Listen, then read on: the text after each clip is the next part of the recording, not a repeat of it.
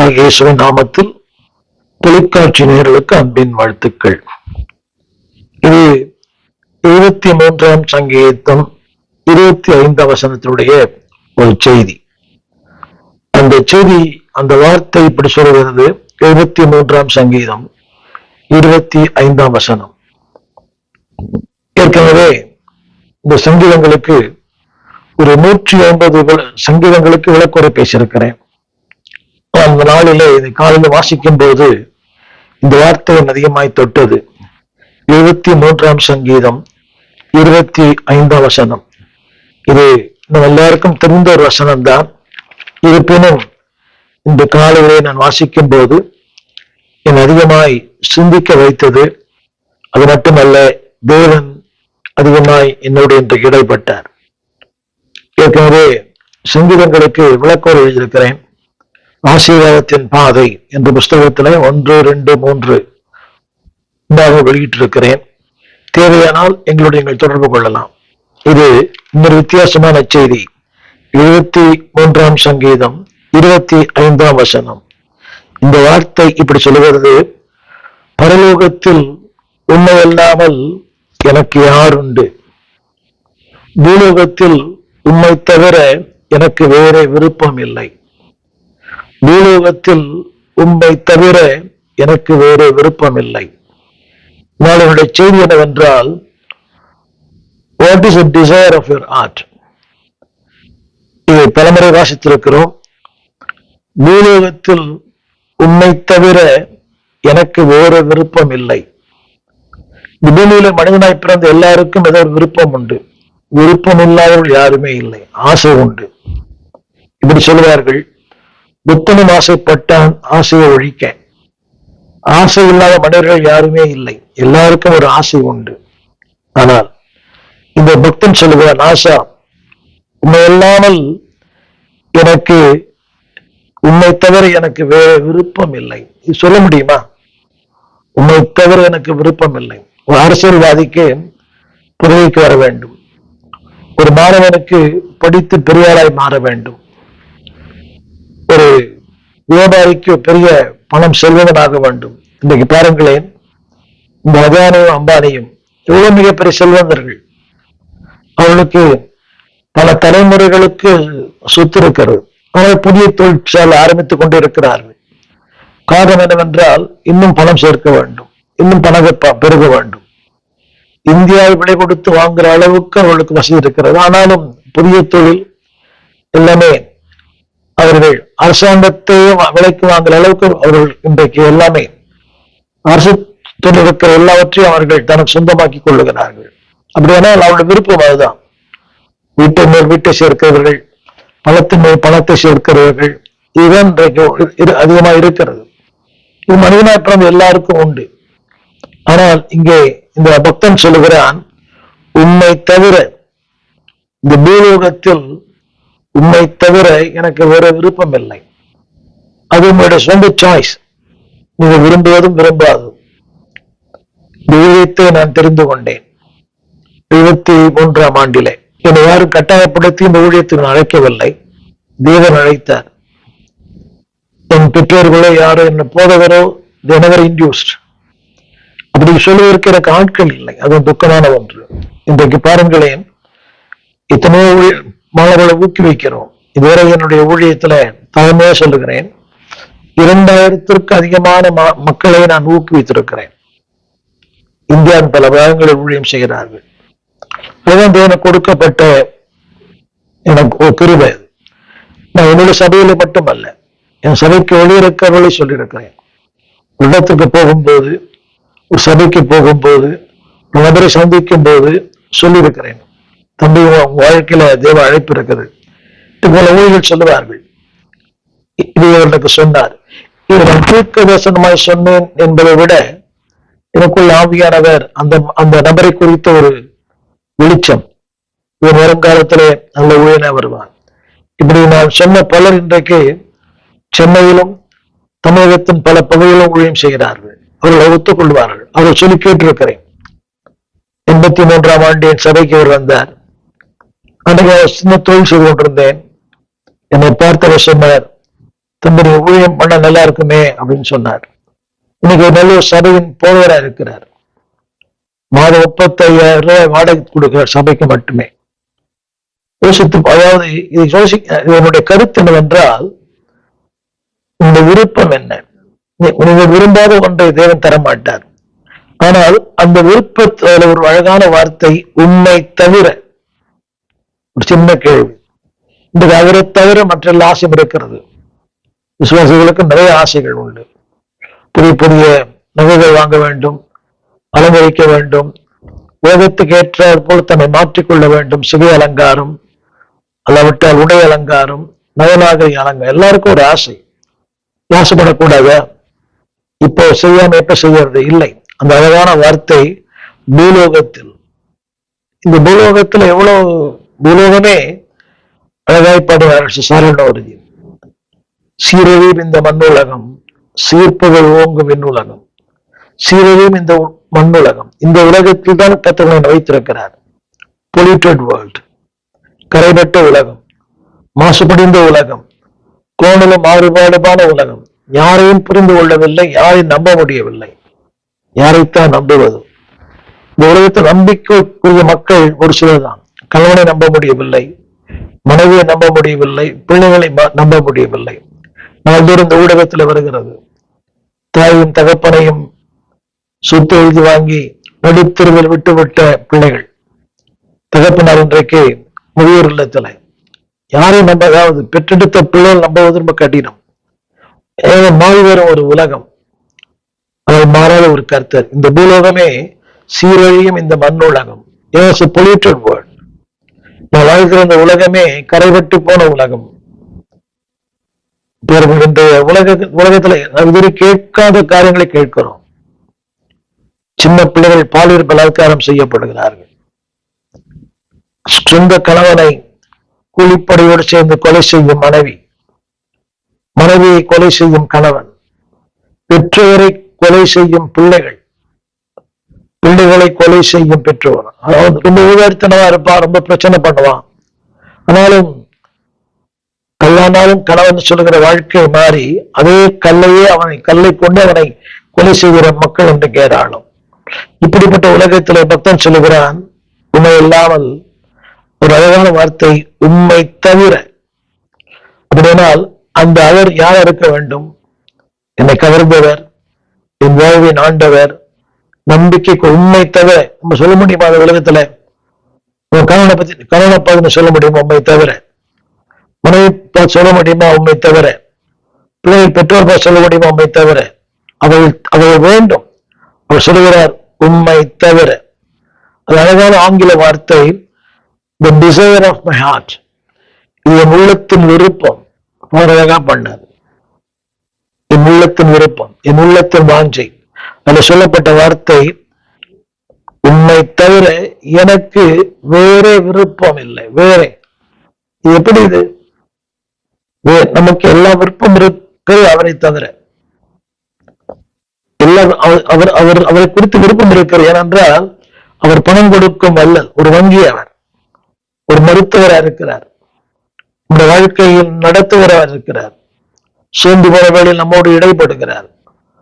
எனவே அப்படிப்பட்ட ஒரு நிலைமை. ஆனால் சொல்லுகிறார், வேறு விருப்பம் இல்லை. அது எப்படி சாத்தியம் என்று எனக்கு புரியவில்லை. வேறு விருப்பமே எனக்கு இல்லை.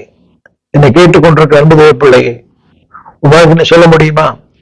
எனக்கு வேறு விருப்பமே இல்லை. ஆனால் இந்த சங்கீதம் ஆரம்பிக்கும் போது இப்படி ஆரம்பிக்கிறது. இது மனிதனுக்குள்ளே ஒரு 3 காரியங்கள் சொல்லுகிறேன். ஏராளமான சந்தேகங்கள். வாழ்க்கையே இப்படி இருக்கிறது, எனக்கே இப்படி பாடு. ஆரம்பிக்கும் போதே இப்படி ஆரம்பிக்கிறார். 1000 சந்தேகங்கள். தேவன் உண்டோ? உன்னதமானவருக்கு எப்படி தெரியும்? There are so many doubts. அடுத்து அந்த சங்கீதம் ஆரம்பிக்கும் போது with a lot of distress, மன அழுத்தங்களை நாம் பார்க்கலாம். அவருடைய மன அழுத்தங்கள். துன்மார்க்கரை பார்க்கிறார், ஊண்டுக்காரரை பார்க்கிறார், பொருளாசைக்காரரை பார்க்கிறார், பொறாமைக்காரரை பார்க்கிறார். So a lot of distress. And also devastation சொல்லுவார்கள். அழிவுகளை பார்க்கிறார். இதை பார்க்கிறோமே, எவ்வளவு அழிவுகள் நாள்தோறும் இந்த தேசத்துல குடும்பமே பலியாகிறது. விதத்துல நல்லவர்கள் மரித்து போகிறார்கள், உத்தமர்கள் மரிக்கிறார்கள், நீதிமான்கள் மரிக்கிறார்கள், பசுத்தவர்கள் மரிக்கிறார்கள், உண்மையாய் ஊழியம் செய்து மரித்து போகிறார்கள். ஆண்டவருக்கென்று தன் வாழ்க்கையை பணம் வைத்தவர்கள் அதிகமாய் துன்பப்படுகிறார்கள். இதோ பேர் பார்த்திருக்கிறேன். தேவனுக்காக வாழ்ந்த பலர் அவருடைய வாழ்க்கையின் காரியங்களை புரிந்து கொள்ள முடியவில்லை.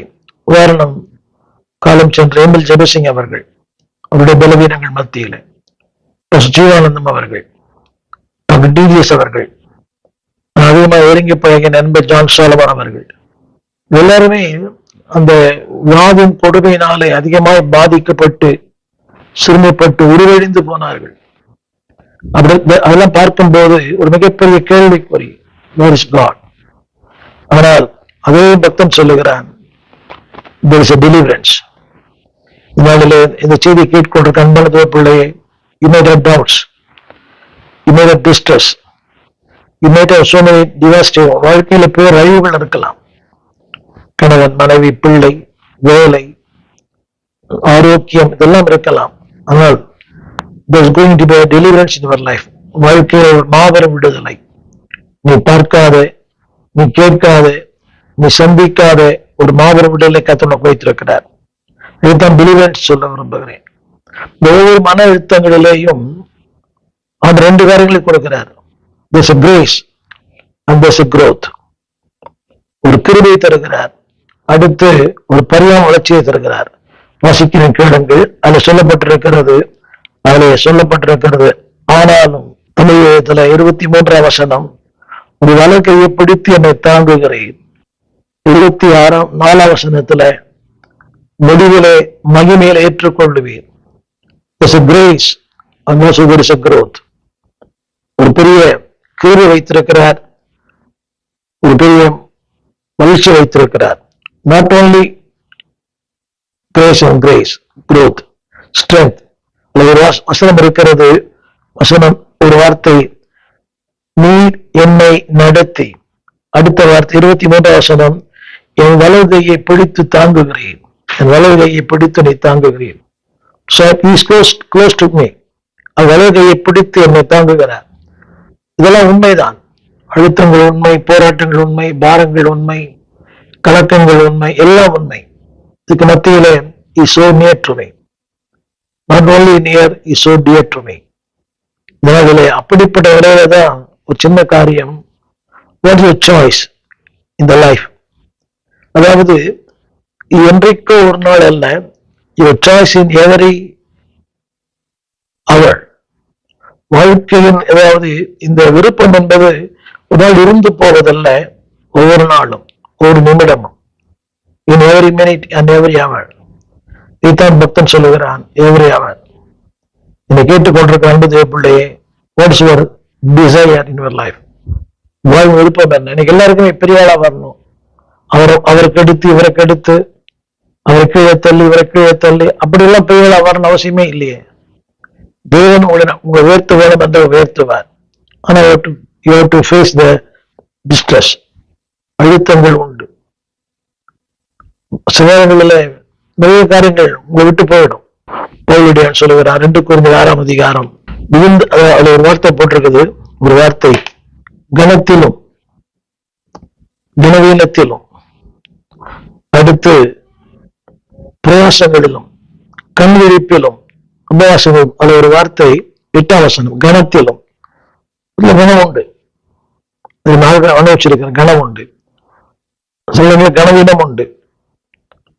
ஒரு உடன்மொழியர் இன்னொரு சொல்றார் என்னை பற்றி, ஒரு விசுவாசிக்கே தகுதியற்றவர், என்னை பற்றி சொல்றார். அவர்கிட்ட ஒரு விசுவாசிக்கே தகுதியற்றவர், அவருக்கு இடம் வாங்கி நிலம் வாங்கி சபை கட்டி கொடுத்து, ஆனால் என்னை பற்றி அவர் சொல்லுகிறார் இன்னொருத்தர்கிட்ட. அவரும் ஏதாவது சில இடத்துல கனம் உண்டு, சில இடத்துல கனவீனம் உண்டு. இந்த செய்தி நான் அயர்லாந்திலிருந்து நான் ஒளிப்பதிவு செய்கிறேன். சில பிரம்மாண்டமான கூடுகைகளை பேசினேன். அது ஒரு கனம், அதுல கனவீனமும் உண்டு. ரெண்டு மாறி மாறிதான் வாழ்க்கையில வருது. ஆனா விருப்பங்கள் மாற வேண்டாம், நோக்கங்கள் மாற வேண்டாம், அடுத்த ஒரு வார்த்தையோட சொல்லுகிறார், துர்க்கீர்த்தியில் நற்கீர்த்தியிலும். எத்தனை உங்களுக்கு நற்கீர்த்தி இருக்கிறது, ஆனா எவ்வளவு துர்க்கீர்த்தி தெரியுமா? அவளை பற்றி கேவலமாய் எழுதுவது, கேவலமாய் பேசுவது, அவருடைய மனைவிகளை பிள்ளைகளை அவமானப்படுத்துவது. ஒரு பக்கம் நற்கீர்த்தி, ஒரு பக்கம் துர்க்கீர்த்தி. அடுத்த ஒரு வார்த்தை பற்றுவது, அடுத்த ஒரு வார்த்தை, எத்தனைப்பட்டாலும். நீங்க பாருங்க, எத்தனை ஊழியக்காரர்கள், அவன் திருட, இவன் திருட, அவன் பொய்யன், இவன் பொய்யன். ஆனா பவுல் சொல்லுகிறார், எத்தனைப்பட்டாலும். பவுலே அப்படின்னு சொன்னாங்களாம், எத்தனை எத்தனை சொன்னாங்க. ஆனாலும் ஒரு நீஸ்தராய் வாழ்ந்தார். எத்தன் என்று சொல்லப்பட்டதுன்னா எத்தனை வாழ வேண்டும் என்ற அவசியம் இல்லை. நிறைய பேர் நினைக்கிறாங்க அப்படி சொல்லிட்டாங்க, எனவே I leave like that. No. நிறைய சுபைகள் சொல்ற வார்த்தை, எனக்கு ஒரு கெட்ட பேர் வந்துருச்சு, ஆனா அப்படியே எடுத்துட்டு போறேன். அப்படி இல்லை, கெட்ட பேர் இருக்கலாம், எத்தனைப்பட்டாலும் நிஜஸ்தராக உங்களை விளங்க பண்ணுவது. அது உள்ள அது ஒரு வார்த்தை. அதாவது உயிரோடு, அதாவது சாகுறோம் எனப்பட்டாலும் உயிரோடு இருக்கிறோம். எவ்வளவு நேரம் எதிர்பார்க்குது. அதாவது கல்லடி, சொல்லடி, இப்படியாவது நம்முடைய ஆத்மா சாக பண்ணணும். நம்ம என்ன செய்கிறோமோ அதை செய்யக்கூடாது. இது எல்லாருக்கும் உண்டு. பல நேரங்களில் நான் தொடர்ச்சியா இந்த ஊடகத்துல பேசிக்கொண்டே இருப்பேன். திடீர்னு ஏதோ ஒரு வகைச்சொற்கள், இல்லாததும் பொல்லாததும், ஒரு மிரட்டல், அப்படி பண்ணுவேன் இப்படி பண்ணுவேன். அப்போ என்ன செய்ய, அதாவது ஒரு இடைவேளை, ஒரு சோர்வு. ஆனாலும் கூட வேதம் சொல்லுகிறது, அன்பானவர்களே, நாங்கள் எங்களையே விளங்க பண்ணுகிறோம். அதனுடைய கருத்து என்னவென்றால், I never change my desire, I never change my attitude, I never change my purpose in my life. அவங்க சொல்லப்பட்ட வார்த்தை, I never change my choice. என் தெரிந்து கொள்ளுதலை நாம் ஒரு நாளும் விட்டு விடுவதில்லை. இதனுடைய தெரிந்து கொள்ளுதல் ஊழியம், கர்த்தரை வார்த்தை, ஜனங்களுக்கு இதன வார்த்தையை சொல்லுவது. ஒருவேளை எல்லாருக்கும் ஒரே பிரச்சனை இல்லை, ஒரு ஸ்மால் அண்ட் கிரேட் பிரச்சனை. சிறிதா இருக்கலாம், பெரிதா இருக்கலாம். புத்தம் பாடுவது போல, சிறிதானதோ பெரிதானதோ பெற்ற பணியை செய்து முடிப்பேன், அழகாய் நிற்கும் யார் இவர்கள். சின்ன காரியமா பெரிய காரியமா ஆண்டவர் என்ன கொடுத்தாரோ உங்கள் உங்களுக்கு வாட் இஸ் இம்பார்ட்டன்ட், உங்களுக்கு எது முக்கியமா தெரியுது.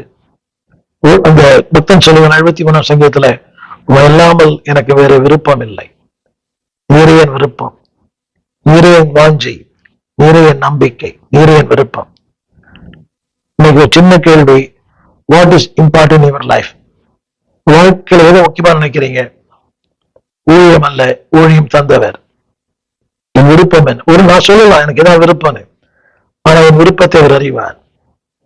சிறுவயது முதற்கொண்டு என் நோக்கத்தை அறிந்திருக்கிறேன். அவருடைய என்னை சோதிக்கும். உங்க மத்தியில் நான் என்னை பற்றி விமர்சித்துக் கொள்ளலாம், பெருசா பேசலாம். பட் ஆண்டவருக்கு என்னுடைய உணர்ச்சிகள் தெரியும், என்னுடைய சாய்ஸ் என்ன தெரியும், என்னுடைய விருப்பம் என்ன, என்னுடைய வாஞ்சை என்ன, என் நோக்கம் என்ன. அன்பானவர்களே, அதாவது life can be wonderful, otherwise it can be wasteful. வாழ்க்கை அற்புதமாக இருக்கலாம், மோசமா இருக்கலாம். ஆனா அற்பமான வாழ்க்கையை அற்புதமாய் மாற்றுவார்.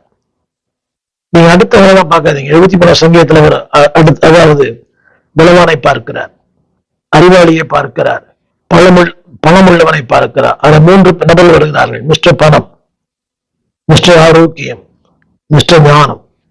அது குறித்து நான் சங்கீதத்துல பேசியிருக்கிறேன். 73ஆம் சங்கீத விளக்குறை. மிஸ்டர் ஞானம் அங்கே, மிஸ்டர் ஆரோக்கியம், மிஸ்டர் செல்வம். ஆனா 3 பேருமே எல்லாம் போயிடுவாங்க. ஒரு நிமிஷத்துல இவ்வளவு பாழாய் போகிறார்கள். ஞானம் போயிடும், செல்வம் போயிடும், ஆரோக்கியம் போயிடும். But your choice will stand for ever. விருப்பம் நிற்கும். ஒரே ஒரு கேள்வி, life can be wonderful or it can be worstful. It's your choice. அற்புதமாய் மாறலாம், அற்பமாய் மாறலாம். 2 வகையில தான். அற்பமா இருக்கலாம், ஆனா முடிவு சம்பூர்ணமாய் இருக்கும். ஏனென்றால் உன் வாழ்க்கையை சம்பூர்ணமாய் மாற்றுகிறவர் கர்த்தர். இன்றைக்கு bad people making bad choice, good people making good choice. நல்ல மனிதர்கள் நல்ல தீர்மானத்தை செய்வார்கள், மோசமான மனிதர்கள் மோசமான தீர்மானத்தை செய்வார்கள். சோ உங்கள் தீர்மானமே சொல்லும் what kind of man you are. நீங்கள் எப்படிப்பட்ட மனிதர்கள் என்பதை உங்கள் தீர்மானமே சொல்லும். இன்றைக்கு இதனால் பயன்படுத்தப்படுகிற தேவ மனிதர்கள் அவர்களுக்கும் உங்களைப் போல் அழுத்தங்கள் தான் இருந்துச்சு, பாடுகள் இருந்தது, போராட்டங்கள் இருந்தது, விமர்சனங்கள் இருந்தது. மோகன்சி அவர்கள் சொல்லுகிறார்கள், அவர் மேல ஏராளமான வழக்குகள் இருக்கிறது, எல்லாரும் மேல இருக்கிறது. இதுக்கு மத்தியில இடைவிடாமல் ஊழியம் செய்கிறார், எல்லாரும் மேல இருக்குது, யார் மேல இல்லை. ஆதரவு கூட கமெண்ட் பண்றாங்க, எல்லாரும் கமெண்ட்ஸ் கொடுத்துட்டே தான் இருப்பாங்க, கிரிட்டிக்ஸ். அதுக்கும் சில பேர் இருக்கிறாங்க. But don't change your choice. விருப்பங்களை மாற்றிக்கொள்ள வேண்டாம். உன்னை தவிர எனக்கு ஒரு விருப்பம் இல்லை. உன்னை தவிர என்று சொன்னால் அவர் மட்டுமே. பாட்டு பாடுறோம், நீர் மாத்திரமே நீர் மாத்திரமே. ஒரு சின்ன கேள்வி, அவர் மட்டும்தானா அவரும் தானா? அவர் மட்டும்தானா இல்ல அவரும் கூடவா? நிறைய பேருக்கு அவரும் கூட இல்லை, அவர் மட்டும்தான். நம்முடைய தீர்மானங்கள் நேரத்துக்கு ஏற்றபடி மாறிக்கொண்டே இருக்கிறது. எல்லாம் சரியா இருக்கும்போது நல்ல தீர்மானங்கள், ஏனே சரியா தோன்றத போது தவறான தீர்மானங்கள். உங்களுக்கு புரியும் நினைக்கிறேன். அதாவது நேரங்களுக்கு ஏற்ற மாதிரி தீர்மானங்களை மாற்றிக்கொள்ளுகிறோம். எதுவுமே கைக்குடி வரல, எதுவுமே சரி வரல, சரி இதை நம்ம கொஞ்சம் மாத்தி பார்க்கலாமே, நம்ம அடிக்கடி நான் கூட யோசிப்பது உண்டு. ஆதி காலத்துல என் நண்பர் சொல்லுவார், வசனத்தையே பேசினா உங்களுக்கு மட்டும்தான் இருக்கும், நீங்க இருக்க மாட்டீங்க. அவரை யோசித்து பார்த்தேன். மாறி வர உலகத்தில் நம்ம மாறிக்கொள்வோமே. நான் 85ஆம் ஆண்டு அமெரிக்காவுக்கு போனேன். 85ஆம் ஆண்டு. அப்பதான் அந்த விசுவாச வார்த்தைகள் வெகு விதமா வளர்கிறது. நான் அங்கே விசுவாச போதிக்கிற நிறைய பேரை பார்த்தேன். I met them personally. I met him Kenneth Hagin, Richard Roberts. விசுவாச வார்த்தை பேசுகிற அநேகரை நேரிலே சந்தித்தேன். ஆனால் அந்த தாக்கம் எனக்கு ஏற்படவில்லை. அவருடைய திருச்சபைகளுக்கு போனேன் நேரிலேயே. அதே போல இந்த லாஃபிங் ஸ்பிரிட், நான் ஓக்லஹோமால இருந்த கொஞ்ச நாள். அப்போ அந்த லாஃபிங் ஸ்பிரிட் ரொம்ப பயங்கரம். இரவெல்லாம் சிரித்துக் கொண்டிருப்பார்கள்.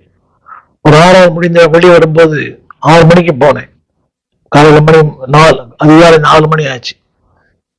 என்னை அழைத்து கொண்டு போனவர் அப்படியே படுத்து சிரித்துக் கொண்டே இருக்கிறார். அவரே அழைத்து கொண்டு போனார்.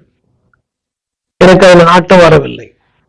இன்னைக்கு அதெல்லாம் ஓய்ந்து போனது, அந்த சிரிப்பு அலைகள், அந்த வாந்தி பண்றதெல்லாம். நான் சொல்ல வந்த விஷயம் என்னவென்றால், நேரங்களுக்கு ஏற்ற மாதிரி தீர்மானங்கள் அல்ல. நேரங்கள் மாறலாம், ஆனா தீர்மானங்கள் மாறக்கூடாது. Every man has a different time. வாழ்க்கை எல்லாருக்கும் சில நேரங்கள் உண்டு. இருளான நேரங்கள், கசப்பான நேரங்கள், சந்தேகித்த நேரங்கள், குழப்பமான நேரங்கள், வெயில் பெற முடியாத நேரங்கள். There are some times, darkest time, drifting time, dull time, doubting time. இருளான நேரம், darkest time, drifting time, தடுமாற நேரம். அந்த பக்கம் போலாமா இந்த பக்கம் போலாமா, தடுமாற நேரங்கள். dull time, பதிலே இல்லை, வெளிச்சமே இல்லை, பாதையே தெரியல, ஒரே குழப்பம், ஒரே மன அழுத்தம், dull time. 4வது doubting time, சந்தேகப்படுகிற நேரங்கள். உண்மையாக எனக்கு அழைப்பு இருக்கிறதா, என்னதோ அழைத்தாரா, என் வாழ்க்கையில் அழைப்பு இருக்குமே, ஆனால் நான் ஏன் இப்படி அலைவழிக்கப்பட வேண்டும்? நோ. ஆரம்பத்துல சொன்னேன், டேஞ்சர், டவுட்டிங், டிஸ்ட்ரெஸ், டிவாஸ்டேஷன்ஸ். இன்னைக்கு மத்தியிலே there's a deliverance. இன்றைக்கு நான் சொல்ல விரும்புகிற வார்த்தை, your priorities determine your choice. உங்கள் முன்னுரிமைதான் உங்கள் தீர்மானத்தை நிர்ணயிக்கும். உங்கள் முன்னுரிமைதான் உங்கள் தீர்மானத்தை நிர்ணயிக்கிறது. உங்கள் தீர்மானம் தான் உங்கள் உள்ளான இதயத்தை வெளிப்படுத்துகிறது. உங்கள் தீர்மானம் தான் உங்கள் உள்ளான இதயத்தை வெளிப்படுத்துகிறது. மக்களுக்கு அது புரியாது, சொல்ல வேண்டிய அவசியமே இல்லை. நான் யார் என்பதை என் தீர்மானம் தான் சொல்லும். நான் யார் என்பதை இந்த உள்ளான இதயம்தான், இதுதான் உள்ளான இதயத்தை வெளிப்படுத்துகிறது. கொஞ்சம் புரிந்து கொள்வது கடினம். உங்கள் உள்ளான இதயத்தை யாரும் அறிய முடியாது, ஆனால் உங்களுடைய தீர்மானங்கள் சொல்லும். பவுல் சொன்னது போல 2 கொரிந்தியர் 6ஆம் அதிகாரம், எத்தனை இனப்பட்டாலும் நிஜஸ்தராய், சாவுகள் இனப்பட்டாலும் உயிரோடு இருக்கிறவர்களாய், எல்லா நிலைகளிலும் இப்படித்தான் வாழ வேண்டும். இதை கேட்டுக்கொண்டிருக்க அன்பு தேவ பிள்ளையே கவனிங்க. மனிதனாய் பிறந்த எல்லாருக்குமே விருப்பங்கள் இல்ல. மனிதர்கள் எல்லாருக்கும் விருப்பம் உண்டு. ஒரு திரைப்பட நடிகர் நம்ம படிக்கிறோம், கேட்கிறோம் இல்லையா? அந்த வெளியூர் சென்னைக்கு வந்தேன், நாடகம் நடிக்கணும், டிவி நடிக்கணும். அவர்கள் பாருங்க சாதிக்கிறார்கள். ஏன்னா அது விருப்பம். நிறைய போலிக்காரர்கள் கூட திரைப்பட நடிகராக வேண்டும் என்று தான் சென்னைக்கு வந்தார்கள். நான் வளர்ந்த பாஸ்டர் ஜோசப் அவர்கள் தஞ்சையில பிறந்து சினிமா நடிக்க வேண்டும் என்றுதான் சென்னைக்கு வந்தார். வந்தவர் தேவன் சந்தித்தார், ஊழியனாய் மாற்றினார். என்னை போன்ற ஆயிரக்கணக்கான ஊழியர்களை உருவாக்கினார். இன்றைக்கு மாரநாதா என்கிற ஒரு மிகப்பெரிய பல்கலைக்கழகத்தை உருவாக்கி இருக்கிறார். அவர் வந்த நோக்கம் வேறு, தேவன் அவரை சந்தித்த விதம் வேறு. திரும்ப சொல்லுகிறேன், எல்லாருக்கும் ஒரு ஆசைகள் இருக்கு. விளையாட்டுத்துறையில, திரைப்படத்துறையில புகழடை வேண்டும். நீங்க அதை விரும்பாதீங்க. ஆண்டுக்குள்ள புகழடை வேண்டும், ஊழியத்துல புகழடை வேண்டும், தேவனுடைய திருச்சபையில புகழடை வேண்டும். இது விரும்புங்கள். ஆனால் அந்த புகழடைய வேண்டும் என்றால் பல தியாகங்களை செய்ய வேண்டும். இந்த திரைப்படத்துல நடிக்கிறாங்க இல்லையா, அவங்களாம் கேட்டு பாருங்களேன். டிவி கொடுத்திருக்கிறாங்க, கோடம்பாக்கம் வீதிகளிலே படுத்திருக்கிறார்கள். அவள் ஏறி இறங்காத கம்பெனி இல்லை. விளையாட்டுத்துறையில கூட அந்த மைதானத்துல அந்த பந்து எடுத்து கொடுக்கணும். எவ்வளவு கஷ்டப்பட்டு தான் அவங்க துறையில வராங்க. இந்த திரைப்படத்திற்கு எல்லாருமே அடிமட்டத்தில இருந்து நீங்க பார்த்திருப்பீங்க. அவருடைய தொலைக்காட்சிகளில் ஒருவேளை சாப்பாடு அவர்களே ஏறி இறங்காத கம்பெனி இல்லை. 4-5 பேர் நீங்களும் அவங்க 8வது உயரத்தில் இருக்கிறார்கள் பல துறைகளில். அப்படியானால் தியாகங்கள் இல்லாமல், இரண்டாவது அந்த உயரத்தை அடைய வேண்டுமானால் குடும்பங்கள், உறவுகள், உணவு. அவங்க சென்னைக்கு வந்தாங்க, அப்பா அம்மா விட்டுட்டு தான் வந்தாங்க.